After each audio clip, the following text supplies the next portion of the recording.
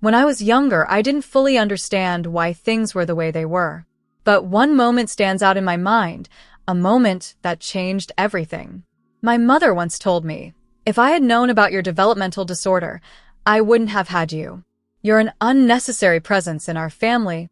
Hearing those words shattered my world. My heart felt like it had stopped, and the world around me turned completely dark. It was a weight I carried for years. It wasn't long after that my father announced, "Let's start fresh. A new life begins for the three of us." He said this loud and clear, sticking his head out the window of the car, right in front of our grandparents' empty house. And then they drove away. My parents left me behind, laughing as they sped off, leaving me standing there, frozen. I was just 9 years old at the time, and all I could do was watch the car disappear, feeling completely abandoned. I'm Grace, and I'm 24 now. I have a twin brother, Daniel. We used to live together with our parents, but it's been over 9 years since we've been apart. The reason is tied to the past we both shared, a past I can't easily forget. Our family wasn't anything out of the ordinary. My father had a regular office job, and my mother worked part-time while also managing the house. Like any other family, we lived a simple life. But things started to change once we reached elementary school. That's when my brother's talents began to shine. He was naturally good at school, always expected to get perfect scores, and teachers couldn't stop praising him. "You're amazing, Daniel. Another perfect score. You're so talented and will go far in life," my mother would say with a proud smile, while my father would laugh, agreeing. He might become a scholar, a doctor, or even an athlete. He'll never have to worry about money. My brother was their pride, and it was clear to everyone. But me, I struggled. I couldn't focus in class. The sounds of chairs moving, the click of mechanical pencils, and other distractions made it hard for me to concentrate. I would get scolded regularly by teachers, and instead of being helped, I was often ignored. As the years went by, my parents seemed to shower all their attention on Daniel. His favorite foods were always on the table. He was the one who went out with them for fun, and if he wanted something, it was always granted. Meanwhile, I was left to fend for myself, neglected in a way that was hard for me to express. If I had been able to talk to someone back then, perhaps things could have changed. But I couldn't. I struggled to speak, to put my thoughts into words. I couldn't explain how I felt or why I was struggling.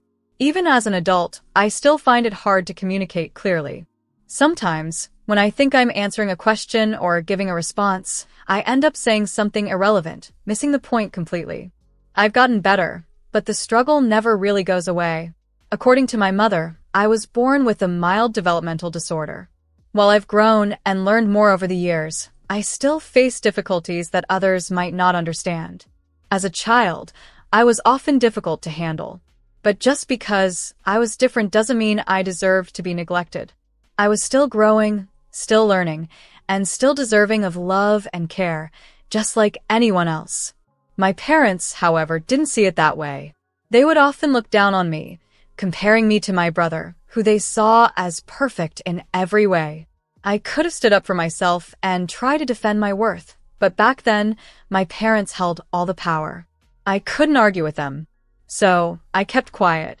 I smiled, even when it hurt, and didn't fight back. As I got older, my relationship with my brother started to change too. When we were younger, we were close. But as he grew, he became more distant. He didn't understand me anymore.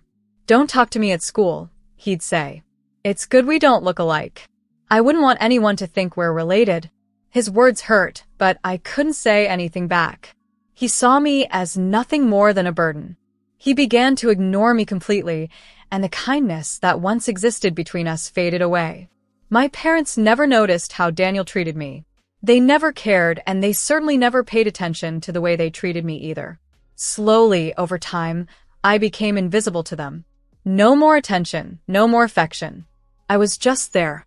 Now, as I reflect on the past, I realize how much it shaped me.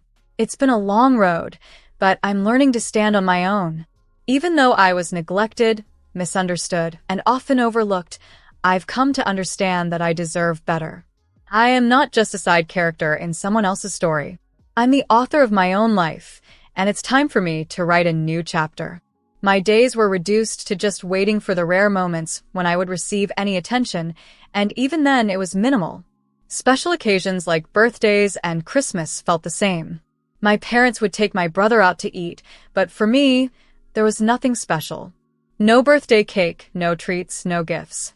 Instead, I would get a supermarket meal, pre-packaged and discounted. I was left alone, stuck with the task of house-sitting while my brother enjoyed the attention. Even during the New Year celebrations, it was no different. My father would tell me, "You stay in your room. I can't concentrate with you around." So, my New Year's celebration consisted of eating snacks in my room, listening to the sounds of laughter and cheer from the living room, and feeling more isolated than ever. When it came to study materials, my parents would dismiss me completely. "You don't need any study materials. What's the point? You can't do anything anyway." They said it so matter-of-factly, as if I didn't matter. Only my brother was given a desk, educational materials, and the chance to succeed. I felt defeated. With no encouragement at home, my grades began to drop, and I lost all motivation to study. It felt like I had no place, not at school, not at home. But there were two people I could rely on, two adults who treated me with kindness, my grandparents. They lived far away, over 4 hours by car, so I couldn't see them often. But twice a year, during the summer and holiday breaks, I was allowed to go visit them. The rule was simple. I wasn't allowed to speak. Still, those trips meant everything to me. Their house was nestled in beautiful countryside, far removed from the hustle and bustle of the city. To my brother and parents, it might have seemed boring, but to me, it was a paradise. The vibrant colors of nature fascinated me, and while my brother buried himself in his studies, I would sit with my colored pencils and draw. I would sketch what I saw in the countryside, trying to capture the beauty on paper. My brother would scoff, and my parents would glance at my drawings with disdain, but my grandparents were different. They hung my simple drawings on the refrigerator, praising them. "What a beautiful sunset you've drawn," they would say, and at that moment, I felt understood. Not because my art was amazing, but because they saw the effort I put into expressing myself, even if I couldn't find the words.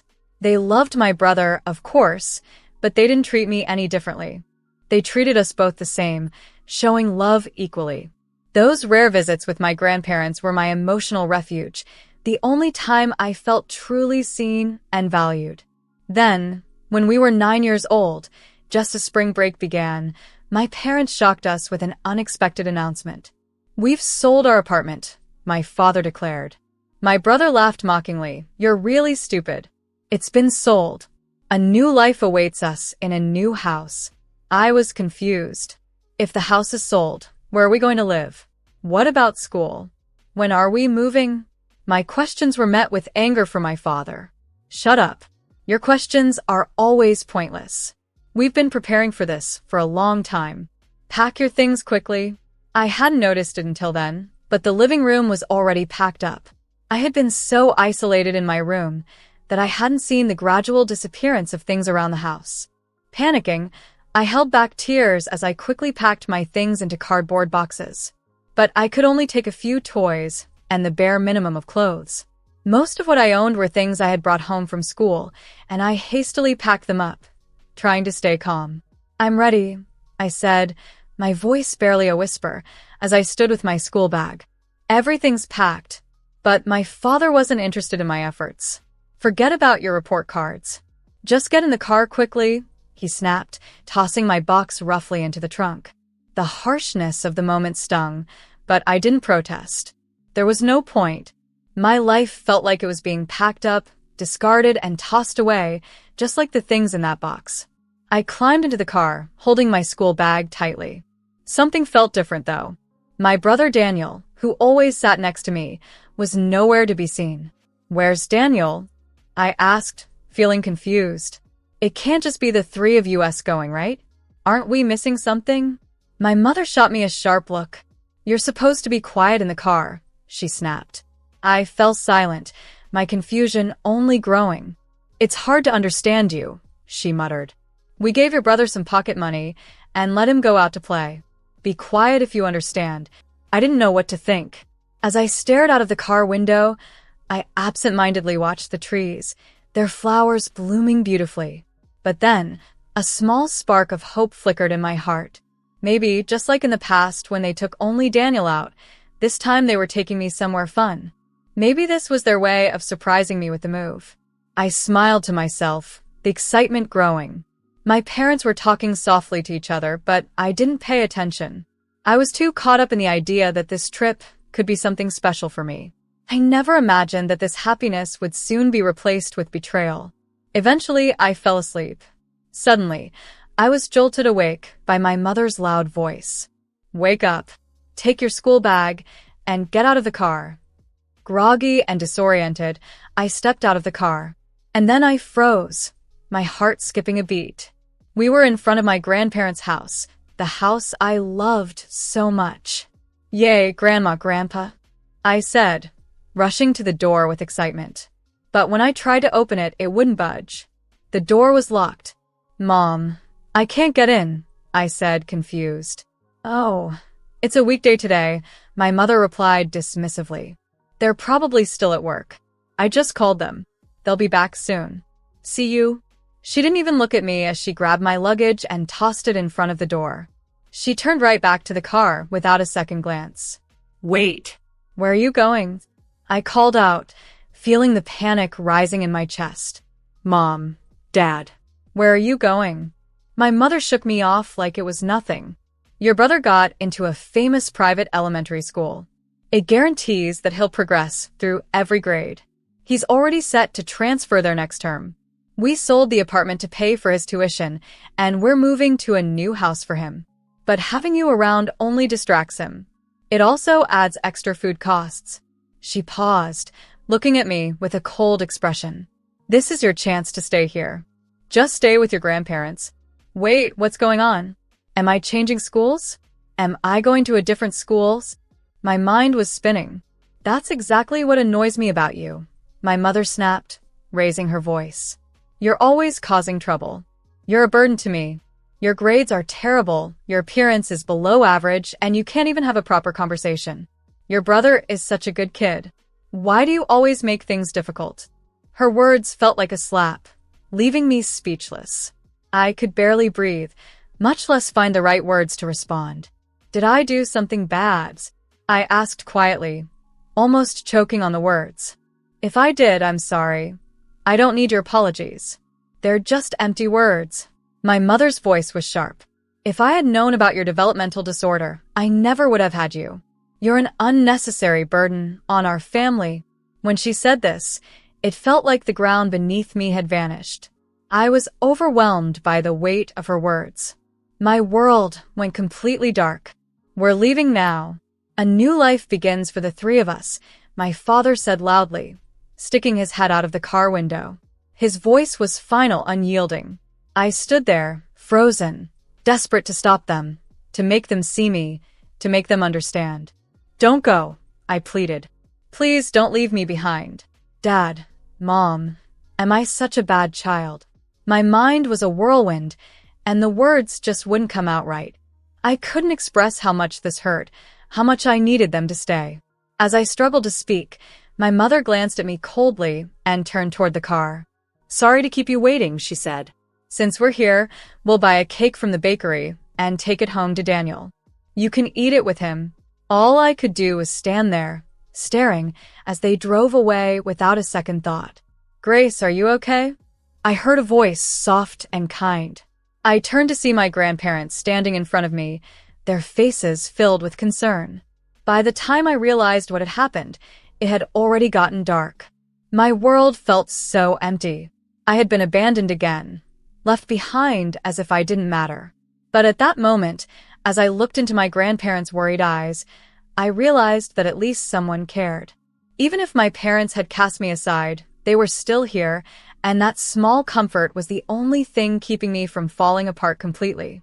While I waited for my grandparents to come back, I must have fallen asleep without even realizing it. I was exhausted, both physically and emotionally. My grandfather noticed right away. "Your hands are cold, and your face is so pale," he said, wrapping me in his jumper. Gently, He lifted me onto his back and carried me to a warm room.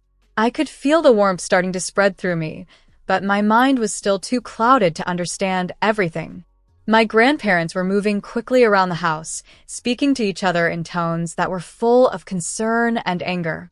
"How long has Grace been waiting out there?" they exclaimed when they saw the message on their phones at work. They were shocked to find out what had happened. The message simply read, "We've left Grace in front of the house. Please take care of her." My grandparents rushed home immediately. If they hadn't found me when they did, I don't even want to imagine what could have happened. At that time, my grandfather worked as a craftsman and my grandmother worked tirelessly at a local restaurant. They were both always so busy. Yet, my parents didn't let them know in advance what was going on. They sent that brief message, and that was it. No further explanation, no concern for how I was doing. The realization that my parents didn't care enough to inform my grandparents ahead of time hit me like a cold wave, reminding me of how insignificant I was to them. As I sipped the hot milk my grandmother gave me, I felt the warmth seep into my chest. It calmed my racing thoughts, and I couldn't hold back the tears any longer. My grandmother gently stroked my back, offering comfort as I cried. Meanwhile, my grandfather stood up abruptly and called my father. The conversation grew heated, and I could hear the frustration in his voice. Eventually, he slammed the phone down, his anger boiling over. "Grace, I spoke with your father, but it seems we can't communicate properly," he said, his voice softening as he turned to me. "Can you tell me what happened?" Tears streamed down my face as I tried to explain everything that had led up to this moment. My words were jumbled and scattered, my emotions making it hard to speak clearly. But my grandparents listened quietly, never interrupting, never judging. I finally choked out the words. They said I'm an unnecessary existence because I have a developmental disorder. They said it would have been better if I had never been born. Mom and Dad want to create a new family with Daniel. As I spoke, I felt the weight of those harsh words pressing down on me. But then, without warning, I was wrapped in a tight, comforting embrace by my grandmother. "What are you talking about?" she said softly. "You are a wonderful child, no matter what anyone says. You are irreplaceable to us. We're so happy you were born." Her words were like a balm to my broken heart. "People's worth isn't measured by intelligence or appearance," she continued, her voice steady. "Your grandfather and I are just ordinary people. We didn't attend prestigious schools, but we lived our lives doing what we loved. You may not be great at academics, but you have a rare talent for sensitivity and expression. That's something no one else has. That's uniquely yours." I felt a wave of relief wash over me, and the tears started to flow again, but this time they weren't born from sadness. My grandparents had shown me something I had forgotten, that I had worth, that I wasn't just a burden. "There are no adults here to make you feel sad anymore. You don't have to worry," my grandfather added, rubbing my head gently. "I'm sorry we didn't notice it sooner. You've been doing your best." I cried in their arms, overwhelmed with emotion, but it was different now. Their love and support helped me begin to heal. From that moment on, I began living with my grandparents. They enrolled me in a small, local elementary school where the teachers were kind and understanding. One of them, in particular, became the first person, aside from my grandparents, who understood me. Because the school was in a rural area with only a few students, the teachers were able to implement a personalized educational program that took into account my unique characteristics. They helped me move through lessons at my own pace, which made all the difference. As a result, my grades, which had once been poor, began to improve. I struggled with communication, but slowly I came to accept that my uniqueness was not something to be ashamed of. I started to make friends, and I began to live a much more peaceful, balanced life, both mentally and physically. I even started to find things I truly wanted to do, and over time, I found my passions. 14 years passed, and during all that time, I never heard from my parents or my brother. Their addresses and phone numbers changed, and slowly, their faces faded from my memory. I had moved on with my life, found a new family with my grandparents, and built a future for myself. But then, one day, it all came crashing back. "Open the door. You're in there, aren't you? The sound of someone banging violently on the door shattered the peaceful calm of the early morning. My grandparents had already woken up, but I froze, unsure of what was happening. My heart raced as the noise grew louder, each thud more urgent than the last. I had no idea who it was, but I knew one thing for sure. Whatever was about to happen would change everything again. I woke up groggy, disoriented, and unsure of what was going on. My grandfather's angry voice cut through the fog in my mind. After leaving your daughter for over a decade, what do you want now? His tone made me freeze. Slowly, I walked toward the entrance, confusion clouding my thoughts. When I stepped outside, my eyes widened in shock. There, standing in front of me, was the woman who had given birth to me, but she didn't look anything like the mother I remembered. The woman in front of me looked tired and worn out, as if life had taken its toll. Beside her stood a man who looked different too. The once slim figure of my father had given way to a man with a bulging belly. They smiled, reaching out their hands toward me, trying to act friendly. I stiffened. My eyes narrowed. If you are my parents, why are you here? Don't act like we're strangers. We came to talk, my mother said, her voice dripping with a false sweetness. Yes, we know the workshop is doing well now. Your dad's getting older, and as both a manager and craftsman, he's reaching his limits. So, we've come back. I thought I'd take over the business. We also heard that our lovely daughter is set to inherit from him, and we think that should be ours to take. My grandfather snorted in disbelief at their words, his voice full of disdain. Oh, so you've come back for the leftovers and to take over the business? How presumptuous. An amateur with no understanding of glass artistry wanted to take over our workshop. We've already decided who our successor will be, and it's Grace. She will take over. She's a genius. My father's face twisted with disbelief. What? This child? She can't do anything, he scoffed. Before I could react, my grandmother threw a newspaper at his face. What are you doing? Look inside, you fool, she said, pointing to the paper with her finger. My father flipped through the pages quickly, his eyes growing wide as he alternated between looking at me and the article in shock. It was an article from a recent interview, young glass artisan from a local workshop to the world. The headline blared across the page. When I was in middle school, I started to take an interest in my grandfather's work. At first, I was just an assistant in his workshop, but as time went on, I became more involved. Eventually, my grandfather recognized my talent and took me on as an apprentice. I was fascinated by the idea of capturing the beauty of nature through glass, and over the years, my passion grew. A few years ago, I completed a piece that had been my dream to create, and after I began selling it, it gained popularity on social media. Quickly, I became known as a prominent glass artisan. Now, I even receive orders from restaurants and stores abroad. We expanded the workshop and started online sales. You are indeed our daughter, my father said, his voice now laced with exaggerated praise. Not like that useless, timid son. I blinked in confusion. Useless, timid? Those words were so opposite to the brother I remembered. I turned to my mother, trying to make sense of what she was saying. She glared at me. Just listen. That useless Daniel, she began, speaking with a strange excitement. He graduated from university and got a job at a top company. Everything was going well at first.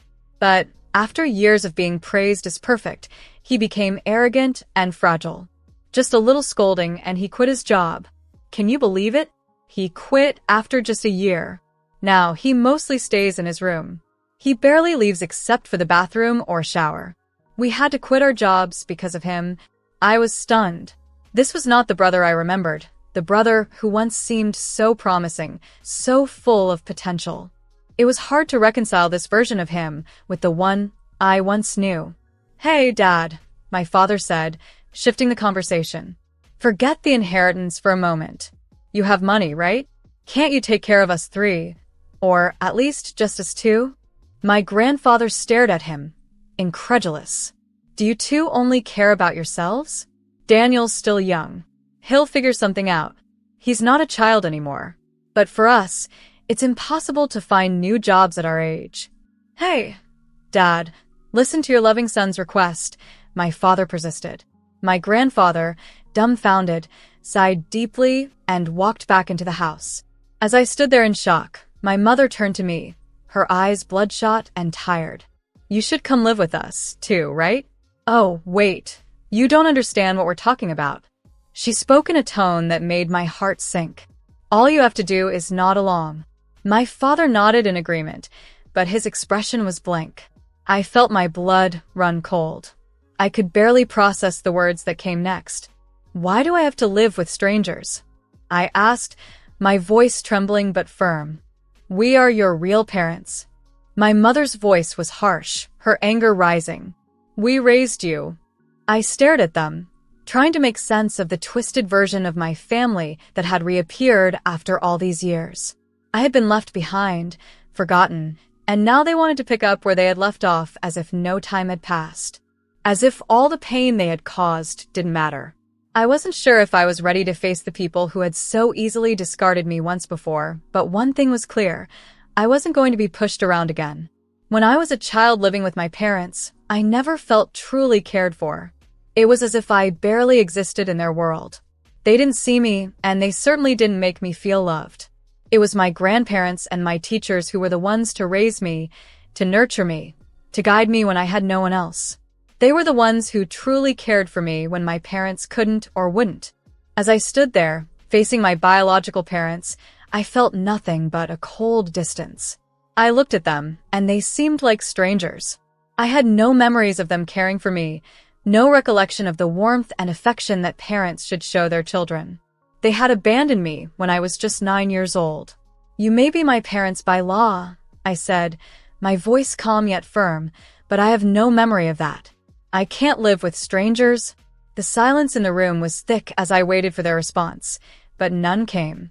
My grandparents, who had always been my true family, didn't say anything either, but their quiet presence made me feel supported. The look on their faces, their silence, told me all I needed to know. They were on my side, as always. My father, clearly frustrated, looked at my grandfather and muttered, "Don't you think that's a terrible thing to say, Dad? Say something." My grandfather simply smiled, his calmness a stark contrast to my father's mounting anger. My father pressed on, his voice rising, "If you want me to, I'll say something too. It's strange to say you raised Grace when you abandoned her at 9. No, not about me," my father said, stumbling over his words. "Say something to Grace. Say something to your grandfather.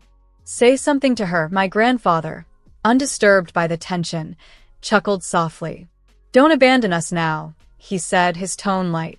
Frustrated and clearly losing his composure, my father tried again. "Hey, Dad, enough already," my grandfather interrupted with a stern voice that rang through the room. His words were final, and they cut through the chaos. "Why would you say such spoiled things now?" The room fell into an uncomfortable silence, and my parents froze. In the quiet that followed, my grandmother hurried off to the kitchen. When she returned, she held a large bag in her hand. "This is perfect," she said with a steady voice.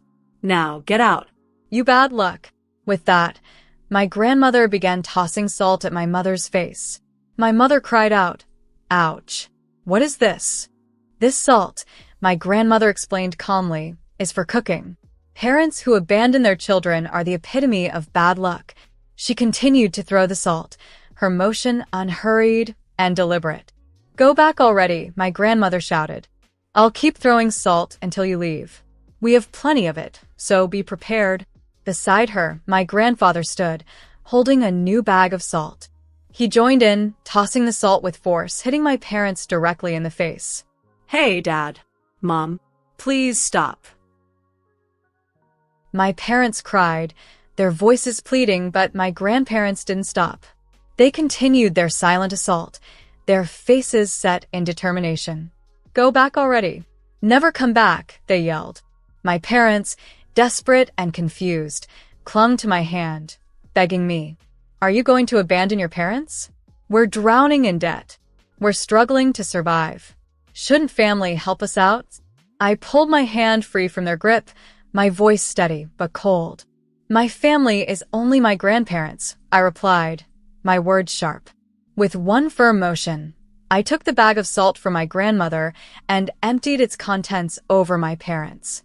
This moment, this act felt decisive.